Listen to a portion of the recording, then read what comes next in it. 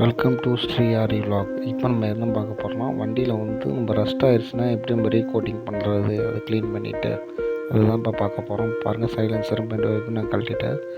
இப்போ வந்து நான் இதை ரப் பண்ணி ரீகோட்டிங் கொடுக்க போகிறேன்.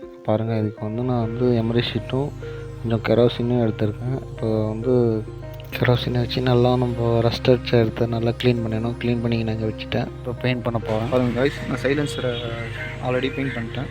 பார்த்திங்கன்னா பெண்டு பைப் அடுத்தது இது பண்ண போகிறேன். பாருங்கள் காய்ஸ், இன்னும் ஒரு ஃபினிஷிங் பக்காவாக இருக்குது. பாருங்கள் காய்ஸ், ரஸ்ட்டு கிஸ்ட்டு எல்லாத்தையுமே நான் வந்து ஒரு கோட்டிங் அடித்தாச்சு. பாருங்கள் காய்ஸ், ஃபுல் பெயிண்டிங் பண்ணியாச்சு. இப்போ பாருங்கள் இந்த கோட்டிங் எப்படி இருக்குன்னு பாருங்கள் காய்ஸ். பார்த்திங்கன்னா அவ்வளோ ஒரு கிறிஸ்டன் கிளியராக இருக்குது பெயிண்ட் கோட்டிங்கு. எந்த வித இதுவும் இல்லை, இன்னும் காயலை.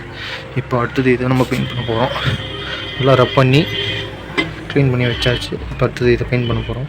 பெயிண்ட் பண்ணதுக்கப்புறம் பார்க்கலாம். இப்போ பார்த்தீங்கன்னா பெண்டு பைப்பை நம்ம பெயிண்ட் பண்ணியாச்சு.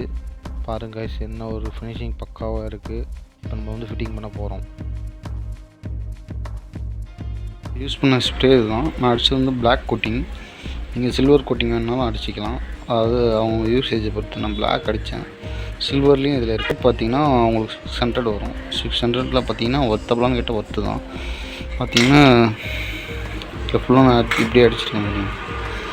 பாருங்க guys, என்ன ஒரு பக்கா ஃபினிஷிங்கில் இருக்குது. பாருங்கள் guys, தெரியுதா இல்லையான்னு தெரியல.